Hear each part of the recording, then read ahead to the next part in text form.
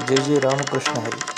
श्री सद्गुरू महाराजांची अशीच प्रवचने श्रवण करण्यासाठी कीर्तन प्रवचनमाला या यूट्यूब चॅनलला लाईक, शेअर आणि सबस्क्राईब करा.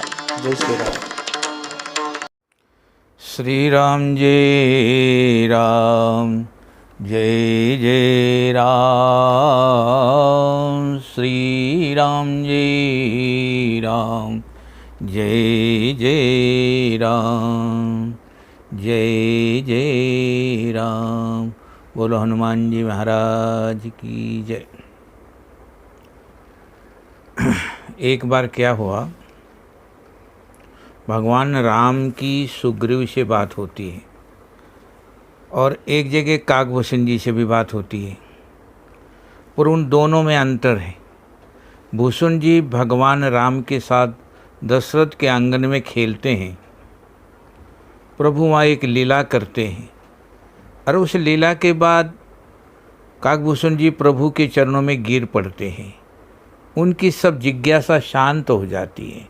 तब भगवान उन्हें उपदेश देते हुए कहते हैं काकभूषण जी को, निज सिद्धांत सुनावहु तो ही, सुनु मन धरु सब तज भज मोई. हाँ, मेरा सिद्धांत सुनाता हूँ काकभूषण जी, मन में धारण करके और मेरा भजन करो. तुम सब छोड़कर केवल मेरा भजन करो. और दूसरी ओर भगवान तो वही है, किंतु जब सुग्रीव से मित्रता हुई तो उन्होंने बड़ी विलक्षण बात कही. पहले तो सुग्रीव ने भगवान राम के सामने अपना दुखड़ा रोया.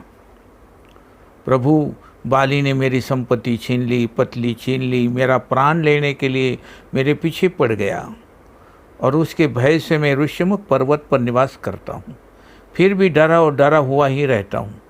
भगवान ने जब उसकी बात सुनी, सुनि सेवक दुख दीन दयाला,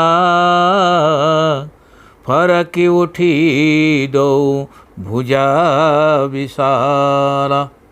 दीन दयाल भगवान राम की दोनों भुजाएं भड़क उठी और उन्होंने कहा सुग्रीव को, सखा, मित्र बना दिया, सखा सोच त्यागऊ बल मोरे, सब विधि घटव काज में तोरे. हे मित्र, तुम निश्चिंत हो जाओ, मैं सब प्रकार से तुम्हारा काम करूँगा और तुम्हें कष्ट देने वाले उस बाली को मार दूंगा.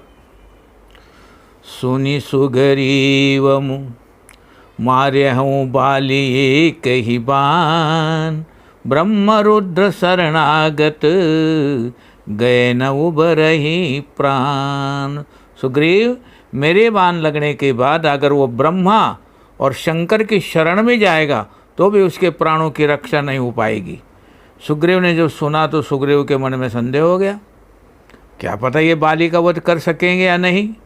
इसलिए उन्होंने कहा, कहे सुग्रीव सुनऊ रघुवीरा, बाली महाबल अति रणधीरा. सुग्रीव ने भगवान राम को कहा, प्रभु, बाली तो बहुत बलवान है और बड़ा योद्धा है. उनके मन में कहीं ना कहीं बात आई कि बाली तो रावण से बलवान है, रावण ने इनकी पत्नी का हरण कर लिया है. इसलिए उसने कहा, महाराज, आपने प्रतिज्ञा तो कर लिए, पर आप बाली के बल को जानते नहीं. वो अति रणधीरा है. आज तक उसने संसार में किसी की युद्ध की चुनौती को अस्वीकार नहीं किया. प्रभु सुग्रीव की इस मनस्थिति को देखते हुए और बड़े प्रेम से कहते हैं, अच्छा बताओ, तुम्हें कैसे विश्वास होगा कि मैं बाली को वध कर सकता हूँ. मानो प्रभु परीक्षा देने के लिए प्रस्तुत हो गए. हाँ, ये उदारता की पराकाष्ठा है. सुग्रीव को उन्होंने परीक्षक बना दिया और कहा कि तुम स्वयं परीक्षा लेकर देख लो कि मैं बाली का वध कर सकता हूँ या नहीं. वर्णन आता है कि वहाँ पर दुंदुभि नामक एक भयानक राक्षस की अस्थियाँ पड़ी हुई थी तथा ताड़ के 7 वृक्ष लगे हुए थे. सुग्रीव ने कहा, महाराज, मैंने मुनियों से ऐसा सुना है कि जो दुंदुभि राक्षस की हड्डियों को योजनों, कहीं 20 कहीं 30 संख्या में है, दूर दूर फेंके और सातों ताड़ वृक्षों का एक बाण से वेधन करे, उन्हें गिरा सके, वही बाली का वध कर सकता है। भगवान ने वो भी स्वीकार कर लिया। कितनी बड़ी विडंबना है। जीव ने पहले भगवान से हड्डियां फिकवाई। देखो सुग्रीव जीव है, उसने भगवान से पहले हड्डियां फिकवाई। भगवान ने अपने पाँव के अंगूठे से उस हस्तियों समूह को दूर फेंक दिया और एक बाण से ही सातों ताड़ों को भेदन कर दिया। तब देखी अमित बल बाढ़ी प्रीति। सुग्रीव ने विचार किया कि मैं तो बाली को महाबली समझता था, पर ये तो अमित बलशाली है। उसका प्रेम बढ़ गया तथा उसे विश्वास हो गया कि ये बाली का वध कर सकेंगे। बाली बधव इन पे परतीति। पर उसके पश्चात उसके विचारों में क्रांति आ गई। कहने लगा, प्रभु अब तो मेरा मन पूरी तरह से शांत हो गया, और जिन वस्तुओं का नाम वाल्मीकि जी ने लिया है उनमें से जाति पाति कुल का नाम सुग्रीव ने नहीं लिया, क्योंकि बंदर क्या जाति पाति या कुल के बारे में क्या कह सकता है। पर उसने कहा, प्रभु आप तो मेरा मन बहुत शांत हो गया है। मैं तो यही चाहूँगा कि अब प्रभु कृपा करहु यही भांति, सब तज भजन करो दिन राति। अभी तो चिंतित थे, हमारी पत्नी कैसे मिले, बाली की मृत्यु कैसे हो, और अब ये कहने लगा कि अब सब कुछ छोड़कर आपका भजन करूं, ऐसी कृपा करो। आश्चर्य से प्रभु ने उसकी ओर देखा और ऐसा लग रहा मानो जीव ही भगवान को उपदेश दे रहा है। और सुग्रीव ने जो कहा उसमें वाल्मीकि जी ने भी उसके स्थान बताए। ये सब आ गए, सब बोले कि सुख संपत्ति परिवार बढ़ाई, सब परिहरि करे हम सेवकाई। मैंने तो निश्चय कर लिया कि इन सब को छोड़कर आपका भजन करूँगा। भगवान ने जानना चाहा, ऐसा क्यों? मैंने तो शर्त नहीं लगाई कि मेरा भजन करने के लिए सुख संपत्ति परिवार बढ़ाई ये सब छोड़ दो। उन्होंने कहा, नहीं महाराज, मैं स्वयं जानता हूँ। बोले क्या? ये सब राम भक्ति के बाधक, ये सब आपकी भक्ति के बाधक है। ये हाँ, सुख संपत्ति परिवार बढ़ाई ये सब बाधक है। भगवान ने पूछा, फिर ऐसा आपको अनुभव हो गया? तो उन्होंने कहा, हाँ। नहीं महाराज, तो कह संत तब पद अवराध, आपके चरणों की आराधना करने वाले संत ऐसा कहते हैं। ये बात यार, संतों की वाणी सत्य होती है। शत्रु मित्र सुख दुख जग माही, माया कृत पर मारथ नाही।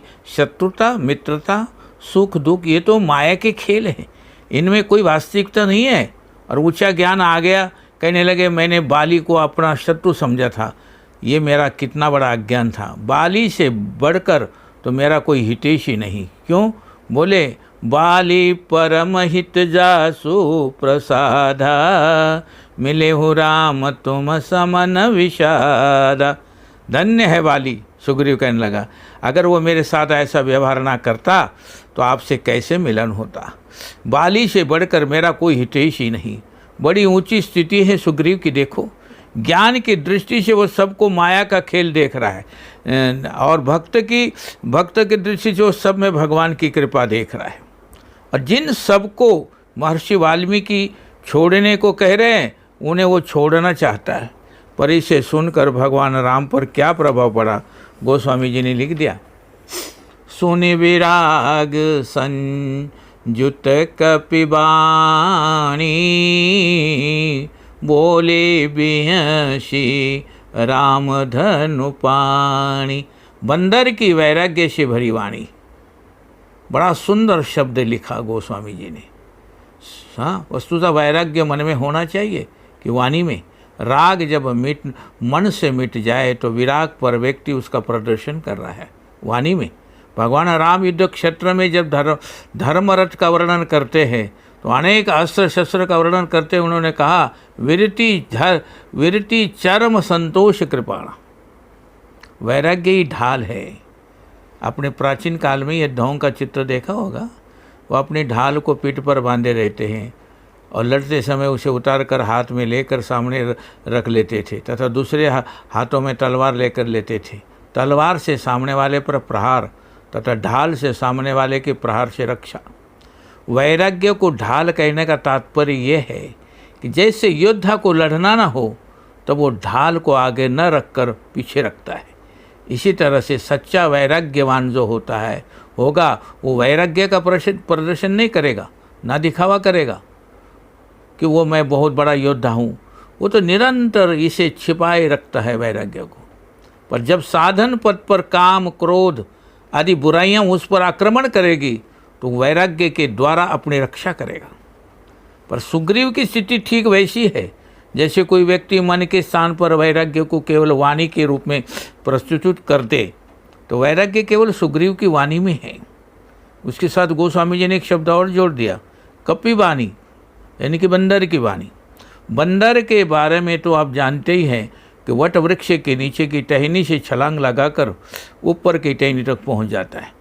भगवान ने देखा कि ये तो छलांग लगाने वाला खूब जानता है भाई। पहले तो रो रहा था, फिर संशय उत्पन्न हुआ, फिर मुझसे प्रतिज्ञा कराई और प्रतिज्ञा होने के बाद उसे ज्ञान हो गया और भक्ति हो गई और वैराग्य हो गया। बड़ा सोचिए, भगवान यदि बाली के लिए सुग्रीव से कहते हैं तो तुम क्यों मानते हो उसे अपना शत्रु, तो मिथ्या वस्तु, सब कुछ छोड़कर मेरा भजन करना चाहिए, तब इस समझ में आने योग्य है। पर भगवान राम स्वयं कह रहे हैं कि तुम्हारा शत्रु तो मेरा शत्रु है, मैं उसे अवश्य मारूंगा। और सुग्रीव भगवान से कह रहे हैं शत्रु मित्र का कोई भेद नहीं। लगता है कि भगवान अज्ञानी है और ये महाज्ञानी बन गया। भगवान ने वो नहीं है, वो जो इनमें है, जो भगवान में नहीं वो इनमें है। इसका सीधा संकेत है कि सुग्रीव जी उस कक्षा की बात कर रहे हैं जिस कक्षा में भी विद्यार्थी नहीं है। और प्रभु जब अपनी ओर से यही बात काकभूषण जी से कहते हैं तो उन्हें इसका अधिकारी जानकर कहते हैं। तो मेरा आपको कहने का मतलब ये है, काकभूषण जी से जब भगवान राम ने ये कहा कि तुम मुझे बहुत प्रिय हो, तो भूषण जी की दृष्टि भगवान की ओर गई। प्रभु आप भिन्न भिन्न प्रसंगों में अलग अलग व्यक्तियों को प्रिय बता देते हैं, तो आपकी प्रियता में सब बराबर है या फिर कोई भेद भी है। भगवान जब ये कहने लगे कि भरत सरिस को प्रिय जगमाई, और वही भगवान राम बंदरों का परिचय कराते हुए गुरु वशिष्ठ से कह रहे हैं कि ये बंदर मेरे मित्र है। क्या कह रहे हैं, कैसे कह रहे हैं, वो हम कल के विषय में सुनेंगे।